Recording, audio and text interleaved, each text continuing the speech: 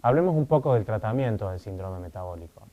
Lo primero que tenemos que entender es que el síndrome metabólico no es necesariamente algo comprensivo y que hay muchos factores de riesgo, hay varios factores de riesgo por lo menos que son dejados de lado por la definición del síndrome metabólico, como puede ser, por ejemplo, el sexo, la edad, el hábito de fumar o la historia familiar. Lo que se utiliza como factor predictivo muchas veces es lo que se habla del puntaje de riesgo de Framingham. Y ustedes pueden ver ahí el website en que podemos nosotros obtener para nuestros pacientes cuál es este puntaje de factor de riesgo en el estudio de Framingham. Aquellos pacientes que tienen puntaje de riesgo basado en lo que se llama score de Framingham, se habla de que tenemos un riesgo alto cuando el riesgo de mortalidad a 10 años es de más de un 20%. Cuando el riesgo es moderadamente alto es porque hablamos de que tiene un riesgo entre un 10 y un 20%. Y un riesgo bajo o moderado es cuando a 10 años el riesgo es menor a un 10%. En pacientes con enfermedad coronaria establecidas o que tienen diabetes tienen un riesgo alto y es lo que se considera un factor equivalente a haber tenido un evento cardiovascular previo. La clave para el tratamiento del síndrome metabólico está basada en la modificación del estilo de vida. Y nos enfoquemos inicialmente en la obesidad. La restricción calórica moderada, que puede ser una reducción de entre 500 y 1000 calorías por día, esa es una buena forma de empezar. Es importante también que tengamos una meta realista para la reducción de peso, que tendría que ser de entre un 7 y un 10% de la pérdida de peso corporal inicial en un periodo de entre 6 a 12 meses. Es importante también cambios en la conducta, establecer la meta, planificar los alimentos, leer las etiquetas, monitorear el peso, reducir el tamaño de las porciones, por ejemplo. Y también cambios en la composición de la dieta, como puede ser tratar de limitar la ingesta de grasas saturadas, de colesterol, de azúcares simples y tratar de aumentar la ingesta de frutas, verduras o granos enteros. Con respecto a la composición nutricional recomendada, la podemos ver ahí, pero en síntesis, las grasas saturadas tendrían que ser menos de un 7% de las calorías totales, las grasas poliinsaturadas tendrían que ser de hasta un 10% de las calorías totales, las monoinsaturadas un 20% de las calorías totales. Los carbohidratos tendrían que ser aproximadamente entre un 50 y un 60%, fibras tiene que ser aproximadamente entre un 20 y un 30%, y proteínas tienen que ser aproximadamente un 15% de las calorías totales. En la práctica muchas veces es más útil darle ejemplos de cuáles son las cosas que el paciente tiene que limitar, como por ejemplo puede ser comidas ricas en grasas saturadas, como puede ser la manteca, y cuáles son las cosas que ellos tienen que comer más, como por ejemplo fruta o vegetales de hoja. El otro factor importante, si estamos tratando de disminuir los factores de riesgo a través del estilo de vida, es la actividad física. Y lo que está recomendado es que una persona tiene que hacer ejercicio de intensidad moderada, aproximadamente de 30 a 60 minutos. Esto tiene que ser, por ejemplo, una caminata rápida y tiene que ser de preferencia todos los días de la semana.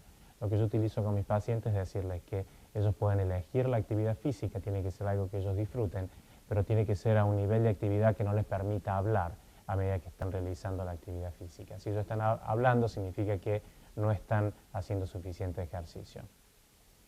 Las personas con riesgo alto, sintomáticas, pueden beneficiarse a veces de una prueba de estrés cardíaca antes de un programa de ejercicio. Y es siempre buena práctica recomendarle a los pacientes que si desarrollan disnea o dolor de pecho, que tienen que frenar la actividad física de forma inmediata y buscar ayuda médica. Algunas de las preferencias que podemos utilizar es tratar de evitar actividades sedentarias comunes en el tiempo libre, como por ejemplo ver la televisión o juegos de computadora. Esto es particularmente importante para disminuir la prevalencia de obesidad en los niños. También tratar de hacer varias sesiones cortas, que para muchos pacientes es más fácil que tratar de hacer 30 o 60 minutos de ejercicio en forma continuada. Utilizar un pedómetro muchas veces también es una buena idea para que el paciente tenga una idea de cuánto está haciendo de ejercicio. Mi experiencia es que los pacientes terminan dejando de hacer actividad física cuando es algo que ellos no disfrutan o algo que no les es conveniente. Así que otra de las opciones que se puede sugerir es para algunos pacientes que tengan acceso a un gimnasio y aquellos que no lo tengan que utilicen algún otro tipo de ejercicio que puedan realizar en la casa. Los beneficios de la pérdida de peso son importantes. Entonces, si tenemos una pérdida de peso corporal intencional de un 5 a un 10%, que muchas veces no es lo que el paciente necesita para tener un peso corporal normal, pero de todas formas, una disminución del peso corporal de esta magnitud está asociado con una disminución de la hipertensión, una mejoría en la dislipidemia, con una disminución del colesterol total y disminución de triglicéridos y una reducción en el riesgo de diabetes. Varios estudios han mirado esto, pero fundamentalmente ha habido una disminución en la incidencia reportada de diabetes de hasta un 58%. También va a mejorar la glucemia en ayunas, así como también las citoquinas inflamatorias. Parte del beneficio del ejercicio, por supuesto, está relacionado a un aumento del gasto energético, que es importante para mantener la pérdida de peso. También disminuye la grasa corporal, manteniendo a su vez la masa muscular. Hay una disminución de hipertensión y mejoría de los niveles de triglicéridos y de HDL. También una disminución de los marcadores protrombóticos. Entonces, esta modificación del estilo de vida mejora el perfil metabólico y es posible que esto se vaya a traducir en mejores resultados, tanto en una disminución del desarrollo de diabetes como una disminución en el riesgo de desarrollo de enfermedad cardiovascular. Un estudio que miró y comparó cambios en el estilo de vida con otras intervenciones es lo que se conoce por su sigla en inglés como DPP o Programa de Prevención de la Diabetes. En este estudio se siguieron a varios miles de pacientes adultos en la que el 45% eran minorías étnicas que tenían un aumento de la glucosa en plasma en ayunas. Las intervenciones que se hicieron fueron dieta y ejercicio intenso, que lograron una pérdida de peso de aproximadamente un 7%, con 150 minutos de ejercicio por semana. También se utilizó metformina, 850 miligramos 2 veces por día, o placebo. El seguimiento de este estudio fue de aproximadamente 2.8 años. Como ustedes pueden ver, la incidencia de diabetes fue más alta en el grupo de placebo, fue intermedia en el grupo de metformina y fue menor en aquellas personas que cambiaron el estilo de vida. La disminución por metformina del riesgo de desarrollar diabetes fue de un 31%, mientras que fue de un 58% la de los cambios del estilo de vida. Estos datos sugieren que cambios en el estilo de vida a través de dieta y ejercicio son todavía más efectivos en reducir la incidencia de diabetes, que es uno de los factores cardiovasculares más importantes, que lo que puede ser tratamiento con medicamentos. Hablemos ahora también de la terapia farmacológica, porque en algunos casos pueden ser necesarios como tratamiento secundario del síndrome metabólico.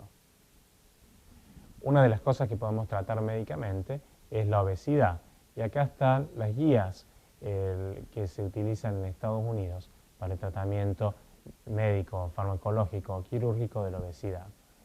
Dieta, actividad física y cambios en la conducta, que es lo que hablábamos antes, está recomendada para todas las personas que tienen un índice de masa corporal por encima de 25. Farmacoterapia puede estar indicada en aquellos pacientes que tienen riesgo de enfermedad cardiovascular o comorbilidad, si tienen un índice de masa corporal de 27 o mayor, o en aquellos pacientes que tienen un índice de masa corporal por encima de 30, aunque no tengan comorbilidad. Terapia quirúrgica puede estar indicada en aquellos pacientes que tengan un índice de masa corporal por encima de 30 o 35, si tienen comorbilidad. ¿Qué medicamentos podemos utilizar para la terapia farmacológica de la obesidad? Las drogas que en este momento están aprobadas para el uso, por lo menos en los Estados Unidos, incluyen el Orlistat, que es un inhibidor reversible de la lipasa intestinal, y que los efectos colaterales a los que están asociados han sido menores y esencialmente está relacionado al mecanismo de acción, causando un poco de diarrea o molestia abdominal. Ha habido recientemente, este año, han sido aprobadas 2 drogas que funcionan a nivel central, a nivel cerebral, suprimiendo el apetito. Uno es una mezcla de anticonvulsivantes y simpático-miméticos y los otros son agonistas de receptores de la serotonina. Y en realidad estos estudios han mostrado que estas drogas son bastante bien toleradas. De todas formas, el grado de experiencia que tenemos con ella no es igual al grado que tenemos con las otras drogas, así que Yo creo que es importante tener en cuenta eso a medida que seleccionamos qué droga vamos a utilizar en nuestros pacientes.